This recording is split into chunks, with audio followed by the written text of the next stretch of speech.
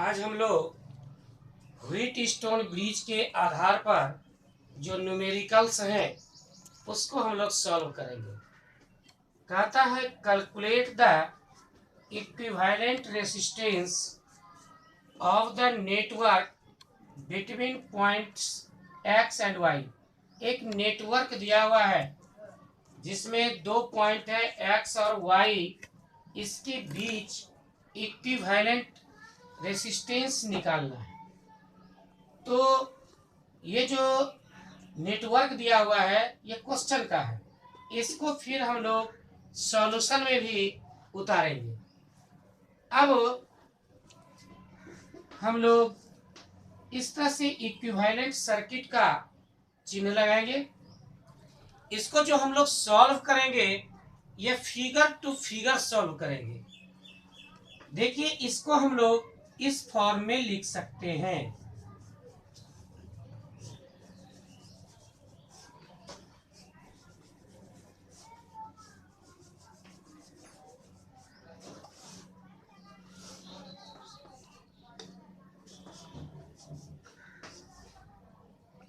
ये 15 ओम है, यह भी 15 ओम है, ये भी 15 ओम है और ये भी 15 ओम है। इस दोनों के बीच 40 ओम का एक रेसिस्टेंस लगा हुआ है। अब हम किरचॉफ्स लॉ से अगर इसको हम लोग P मान लें, इसको Q मान लें, इसको R मान लें और इसको S मान लें, तो किरचॉफ्स लॉ क्या कहता है?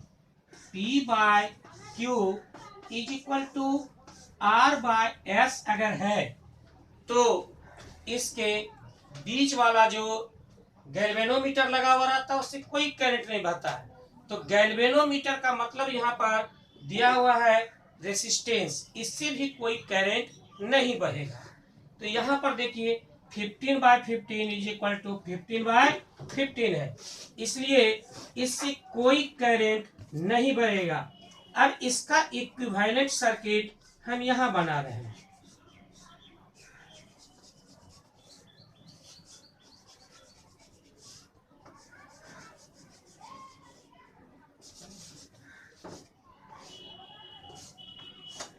यह 15 ओम हो गया, यह भी 15 ओम हो गया, 15 ओम और ये भी 15 ओम।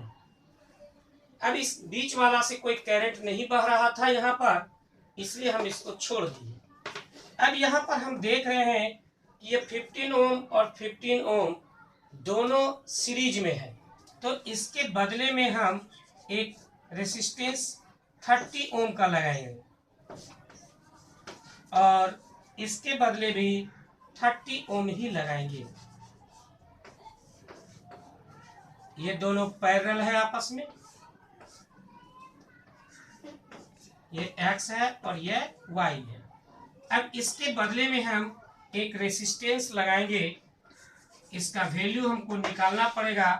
इसको मान लें इस दोनों का equivalent 1 by R is equal to 1 by 30 plus 1 by 30 is equal to 2 by 30 1 by R, इसलिए R is equal to 15 ohm, यानी हमारा आंसर अब हो गया 15 ओम।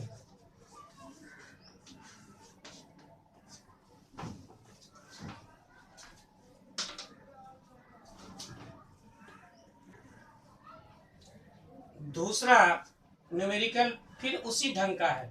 Calculate the equivalent resistance of the network between points A and B। यह बहुत ही important है, यह परीक्षा में बार बार आता है, इसलिए आप इसको सॉल्व करने का तरीका देख लीजिए। यहाँ पर आप देखिए ये जो रेसिस्टर R है, R रेसिस्टेंस जो है यह एक जाल में उलझ गया है। यह इसके सीरीज में नजर आ रहा है जबकि ये लोग इसके पैरेलल में यह नजर आ रहा है। जब ऐसा फंसा हुआ हो तो हम लोग इसके बीच को इसको हटा देते हैं। अब आपको दिखाई पड़ रहा है कि यह इसके सीरीज में है और यह इसके सीरीज में है। तो सबसे पहले हम लोग इस दिए हुए नेटवर्क को हम लोग पहले सॉल्यूशन में भी उतार लेंगे।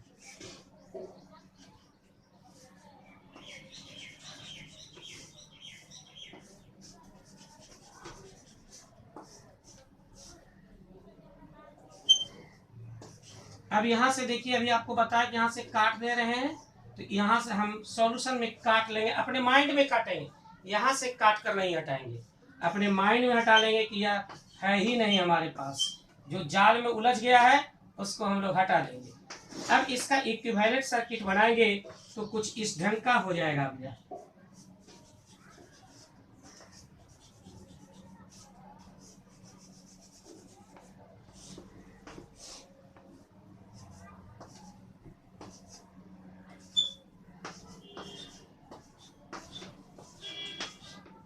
और अब इसको जोड़ लेते हैं यहाँ, तो ये भी इसके साथ जुटा हुआ है, ये सेम सर्किट डायग्राम है इसका, बिल्कुल इक्विवेलेंट है।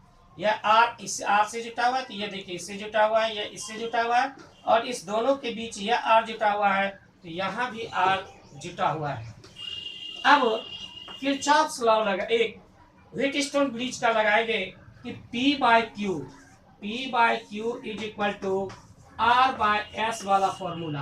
तो यहाँ देखिए, अगर इसको P मान लें, इसको Q मान लें, इसको R मान लें और इसको S मान लें, तो इस दोनों का रेशियो इस दोनों के रेशियो के इक्वल है। इसलिए हम लोग इसको अगर नहीं भी लिखेंगे अगले फिगर में तो कोई असर नहीं होगा, क्योंकि इससे कोई करंट बहता ही नहीं है। तो अब इसका हम इस रूप में लिख दे सकते हैं इक्विवेलेंट सर्किट को।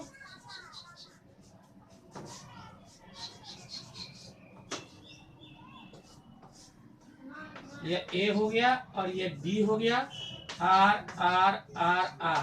अब आपको यहाँ दिखाई पड़ रहा है कि ये दोनों सीरीज में है और ये दोनों भी हमारा सीरीज में है, तो R और R को जोड़ देंगे तो 2R हो जाएगा, और इस दोनों को भी जोड़ देंगे तो 2R हो जाएगा। और ये दोनों पैरेलल में है, ये दोनों पूरे पैरेलल में है, तो हम इसको पैरेलल में जोड़ देंगे। अब इसका इक्विवेलेंट सर्किट एक रेसिस्टेंस के इक्वल होगा, तो इसको हम लोग जोड़ेंगे 1 by R is equal to 1 by 2R plus 1 by 2R, क्योंकि ये दोनों पैरेलल में है, तो 2 इंटू 1 बाय 2R, इसलिए R is equal to small r, यानी हमारा आंसर अब हो गया स्मॉल r के इक्वल।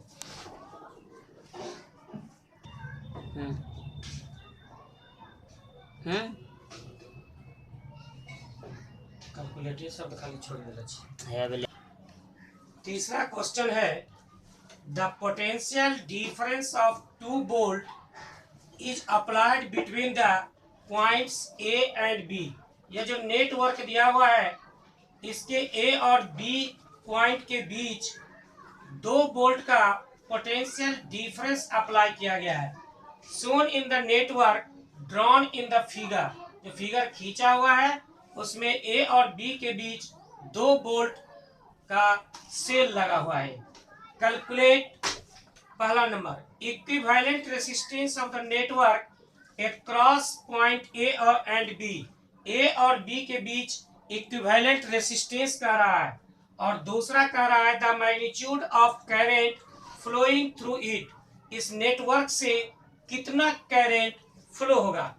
तो सबसे पहले हम लोग सॉल्यूशन में भी इस फिगर को लिख डालेंगे। इसके बाद देखिए क्या करना है, A को पकड़ेंगे और इसको इधर खींच कर लाएंगे और B को इधर खींच देंगे, तो अब इक्विवेलेंट सर्किट कुछ इस ढंग का बन जाएगा।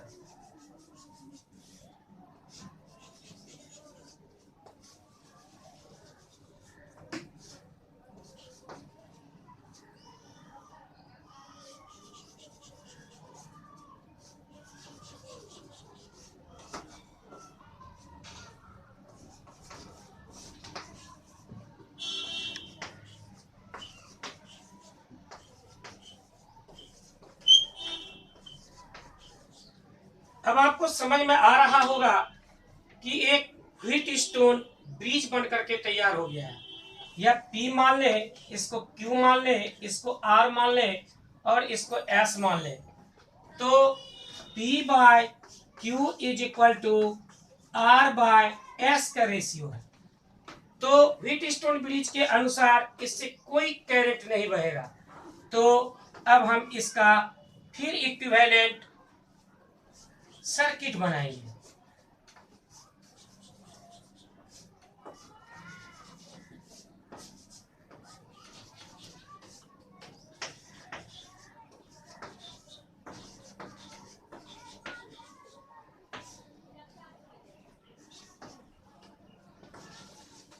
अब आपको देखने में लग रहा होगा ही कि अब क्या करने वाले हम लोग, 2 ओम है यहाँ और 2 ओम है, इसका हम लोग एक इक्विवेलेंट सर्किट फिर बनाएंगे और यह होगा सीरीज में, तो 4 ओम हो गया और ये दोनों भी सीरीज में है तो यह भी 4 ओम हो गया।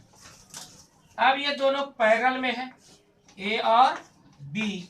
अब इसको हम लोग पैरेलल में जोड़ेंगे तो याद है आपको 1 बाय आर करके जोड़ते हैं, 1 by 4 plus 1 by 4 is equal to 2 by 4, 1 by 2 R is equal to 2 ohm, यानी अब जो रिजल्ट इसका होगा 2 ओम होगा। अब हमारे पास इसके बीच कितने वोल्ट का है, 2 वोल्ट का एक सेल लगा हुआ है। तो करंट पूछ रहा है इससे कितना जाएगा, तो from Ohm's law V is equal to I R, तो I is equal to V by R, तो V का वैल्यू 2 है और R का वैल्यू भी हमारा 2 है, यानी 1 एम्पियर, यानी इससे 1 एम्पियर का करंट बहेगा। चौथा है find the value of unknown resistance X in the following circuit if no current flows the section AO। ये नेटवर्क दिया हुआ है, इसमें AO सेक्शन से कह रहा है कि कोई करंट फ्लो नहीं हो रहा है, तो X का वैल्यू निकालिए। तो इसको सबसे पहले तो हम लोग सॉल्यूशन में भी उतारेंगे और अब आप समझ ले कि जब इस सेक्शन से कोई करंट नहीं बह रहा है और यहाँ 1 2 3 और ये 4 रेसिस्टेंस दिया हुआ है, तो यह व्हीटस्टोन ब्रिज को फॉलो करता होगा। तो फ्रॉम हम लोग लिखेंगे from Wheatstone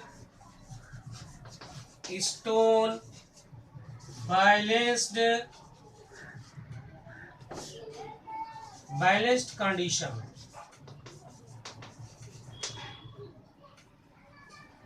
P by Q is equal to R by S। इसको P मान ले, इसको Q मान ले, इसको R मान ले और इसको S मान ले। तो P का वैल्यू हमारा 2 ओम है, बाय Q का 6 ओम इज इक्वल टू यह है 3 ओम और यह है हमारा X। तो कट गया हमारा 3 और 9 इज इक्वल टू X, यानी X का वैल्यू 9 ओम हो गया।